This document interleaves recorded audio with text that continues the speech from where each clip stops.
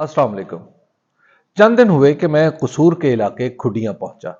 कसूर दिबालपुर सड़क पर वाक़या ये छोटा सा कस्बा पाकिस्तान के उन बेशुमार कस्बों जैसा है जो किसी बड़ी सड़क के साथ खुद ब खुद बस जाते हैं और इर्द गिर्द के देहात का मरकज बन जाते हैं। देहात में रहने वाले इस तरह के कस्बों को शहर कहते हैं और शहरों वाले इसे देहात समझते रहते हैं। खैर, जब मैं खुडियां पहुंचा तो गाड़ी रुकते ही तीन चार लोग यकायक गाड़ी की तरफ लपके और उनमें से एक ने मेरे लिए गाड़ी का दरवाजा एहतरामन खोला और फौरन अपनी दुकान से एक कुर्सी लाकर मुझे दी। मुझे ये आओ भगत कुछ गैर मामूली मालूम हुई, मगर मैं कुर्सी पर तकल्लुफन बैठ गया। इस शख्स के साथ बाकी तीन अफराद उसके वालिद और भाई थे। बैठते ही वो नौजवान बगैर किसी तमहीद के बोला कि मैं और मेरा खानदान आपके शुक्रगुजार हैं कि आपकी वजह से मैं जेल जाने से बच गया।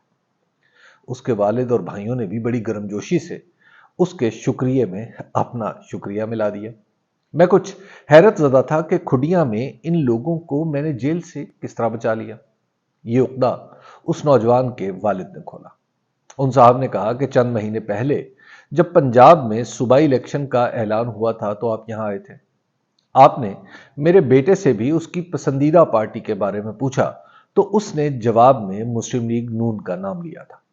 मैंने जरा बेचैनी से पूछा कि तो इसका जेल से क्या ताल्लुक है। वो मर्द बुजुर्ग अपनी बात जारी रखते हुए कहने लगा कि आप तो जवाब लेकर चले गए। कुछ दिन बाद यहां तहरीके इंसाफ वालों ने एक मुजाहरा किया था। मेरा ये बेटा उस मुजाहरे के करीब जाकर खड़ा हो गया। मुजाहरा पुरअमन था, लेकिन अचानक पुलिस वालों को कोई हुक्म मिला तो उन्होंने सबको पकड़ना शुरू कर दिया। पुलिस ने आओ देखा ना ताओ इसको भी धर लिया। उसने बहतेरा कहा कि इसका तहरीके इंसाफ से कोई ताल्लुक नहीं, मगर पुलिस उसे थाने ले गई। हमारे खानदान में कभी कोई गिरफ्तार नहीं हुआ था। हम परेशान हाल थाने पहुंचे तो पुलिस ने इसे छोड़ने से साफ इनकार कर दिया। पुलिस कह रही थी कि इलाके में मुस्लिम लीग नून का एक मखसूस बड़ा हुक्म देगा तो उसे छोड़ा जाएगा। हमारी बड़ों तक तो रसाई नहीं थी, मगर आपकी वजह से मदद मिल गई। वो यूं कि इसने सुनो टीवी पर आपके प्रोग्राम का वो टुकड़ा संभाल कर रखा था जिसमें इसका जवाब चला था। हमने पुलिस को दिखाया कि देखो, ये तो मुस्लिम लीग नून का हामी है और तुम इसे पीटीआई वालों के साथ उठा लाए हो। पुलिस ने जब ये वीडियो देखी तो उसे हवालात से निकालकर हमारे हवाले कर दिया। इसलिए हम सब बाप बेटे आपके शुक्रगुजार हैं। मैं ये दास्तान सुनकर गुंग हो गया। मुझे समझ नहीं आ रही थी कि इस शुक्रिया के जवाब में क्या कहूं। मैंने उनसे अपनी मसरूफियत का उज़्र किया और वहां से चल पड़ा। मुझे एहसास हुआ कि पाकिस्तान में इस वक्त मुस्लिम लीग नून से ताल्लुक होना कितना बड़ा तहफ़्फ़ुज़ है कि जिसका एहतराम पंजाब पुलिस भी करती है, और तहरीके इंसाफ से हमदर्दी रखना कितना बड़ा जुर्म है कि इसकी माफ़ी पुलिस देती है न पंजाब की निगरान हुकूमत कुछ करने को तैयार होती है।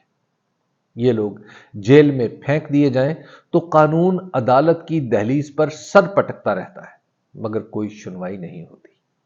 जब भी तहरीके इंसाफ के कारकुन पकड़े जाते हैं तो पंजाब का एक सूबाई वजीर खुशी से मजलिसों में बैठकर बताता है कि आज इतनों को अंदर कर दिया। हम इन्हें इलेक्शन में हिलने नहीं देंगे।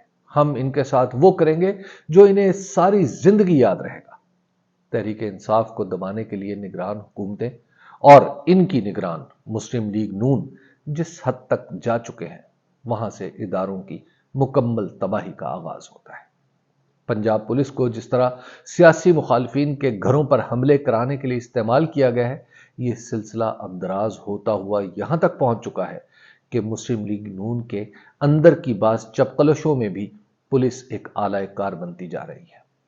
इसका अंदाजा यूं लगाइए कि मुस्लिम लीग नून के एक साबिक विफाकी वजीर अपने बेटे को एक खास हलके से सूबाई असम्बली का टिकट दिलवाना चाहते हैं। इस खास हलके से ताल्लुक रखने वाले मुस्लिम लीग नून के दूसरे रुकने कौमी असम्बली चाहते हैं कि सूबाई असम्बली का टिकट उनकी मर्जी से दिया जाए। वैसे तो टिकट लेने की यह कशमकश हर सियासी जमात में चलती रहती है, लेकिन मुस्लिम लीग नून में यह सियासी रकाबत اس حد تک پہنچ گئی ہے کہ سابق وفاقی وزیر صاحب نے پنجاب پولیس کو استعمال کرنے کا سوچ لیا اور ہماری پیاری پولیس استعمال ہونے کے لیے برضا و رغبت تیار بھی ہو گئی۔ سابق وزیر موصوف کی فرمائش ہے کہ ان کے مخالف مسلم لیگی کے ساتھیوں کے نام 9 مئی کے مقدمات میں ڈال دیے جائیں۔ اس کے لیے سابق وزیر موصوف اس حد تک چلے گئے کہ انہوں نے اپنے ضلع کے پولیس کپتان سے 9 مئی کے حوالے سے تیار کی جانے والی فائلوں کا مطالبہ کر دیا تاکہ وہ خود اپنی مرضی کے مقدمات میں اپنی ہی جماعت کے سابق MNA کے ساتھیوں کو پھنسا سکیں۔ یعنی اس وقت جس آگ میں تحریک انصاف کو جلا ڈالنے کا پروگرام بنایا گیا تھا وہ اپنے ہی گھر کے دروازے تک آن پہنچی ہے۔ یوں سمجھ لیجئے کہ پولیس کا سیاسی استعمال اسے اتنا تباہ کر چکا ہے کہ اب اسے پہلی والی ناقابل رشک صورتحال میں بھی لانے کے لیے کئی اشرے لگ جائیں گے۔ تاریخ بتاتی ہے کہ پاکستان میں اتنا وقت کسی کے پاس نہیں ہوتا جو اس ادارے کو سدھارنے کے لیے محنت کرے۔ مسلم لیگ نون کی خواہش پر بالخصوص پنجاب کی نگران حکومت نے پولیس کو جس طرح استعمال کیا ہے اس کے کچھ سیاسی نتائج بھی بہرحال پیدا ہو رہے ہیں۔ مثلا سیالکوٹ میں خواجہ محمد آصف کے راستے سے مخالف امیدوار ہٹا دیے گئے ہیں۔ جناب پروفیسر احسن اقبال کے راستے کا ہر کانٹا دور کیا جا رہا ہے۔ شیخوپورہ میں جناب جاوید لطیف کا سکہ چلتا ہے۔ ننکانہ صاحب میں چودھری برجیش طاہر کے سیاسی مخالف کو سبق سکھانے کے لیے اینٹی کرپشن کا محکمہ بروئے کار آ جاتا ہے۔ وزیر آباد میں مسلم لیگ نون کے ڈاکٹر نثار چیمہ کو کوئی تکلیف نہ پہنچے اس لیے سابق سپیکر قومی اسمبلی حامد ناصر چٹھا کے گھر اینٹی کرپشن والے پولیس کو لے کر بار بار دھاوے بولتے ہیں، کیونکہ ان کا بیٹا تحریک انصاف کی طرف سے قومی اسمبلی کی نشست پر امیدوار ہے۔ لاہور میں تحریک انصاف کا دفتر سیل کرنے کے لیے جس تیزی سے نگران صوبائی حکومت کام کرتی ہے وہ حیران کن ہے۔ یہ سب کچھ کرنے کے بعد بھی مسلم لیگ نون کے لیے ووٹوں کا راستہ بدستور کٹھن ہے۔ اب صرف یہ کسر رہ گئی ہے کہ پنجاب میں مسلم لیگ نون کے یوتھ ونگ کی نمائندگی کرنے والی نگران حکومت شہریوں کو سڑکوں پر روک روک کر ان سے مسلم لیگ نون کو ووٹ دینے کا حلف لے اور جو حلف نہ دے اسے جیل میں ڈال دے۔ اس کے بعد ہی چشم فلک شاید یہ نظارہ دیکھ سکے گی کہ پاکستان میں نگران حکومتیں ایک نئی اسمبلی کو جنم دے رہی ہوں۔ الیکشن سے پہلے ایک سیاسی جماعت کے ہاتھ پاؤں اس طرح باندھنا جیسے تحریک انصاف کے باندھے جا رہے ہیں، ایسا کبھی دیکھا گیا تھا نہ سنا گیا تھا۔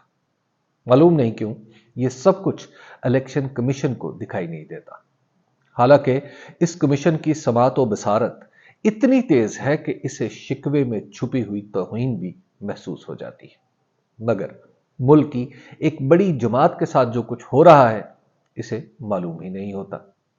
اگر الیکشن کمیشن واقعی سبھی جماعتوں کے لیے ایک جیسی صورتحال پیدا کرنا چاہے تو یہ کام صرف گھرکی سے ہو جائے گا، کچھ زیادہ کرنے کی ضرورت نہیں۔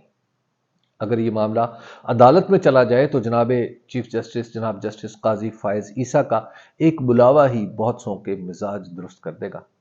غالباً یہی سوچ کر عمران خان نے چیف جسٹس کو خط لکھا تھا اور ان کی توجہ دستور کے آرٹیکل 184 کی طرف مبذول کرائی تھی جو انسانی حقوق اور عدلیہ کے درمیانی تعلق کو واضح کرتا ہے۔ اس خط کی جو رسید ایک پریس ریلیز کے ذریعے دی گئی ہے اسے پڑھ کر تو معلوم ہوتا ہے شاید آہ کو جتنی عمر اثر ہونے تک چاہیے وہ ابھی پوری نہیں ہوئی۔ عین ممکن ہے یہ غلطی بھی عمران خان ہی کی ہو کہ انہیں بارگاہ انصاف میں التجا کرنے کا ہنر نہیں آتا۔ جو کچھ بھی ہو خلق خدا دیکھ رہی ہے، جو ناظر بھی ہے اور منظر بھی۔ شکریہ۔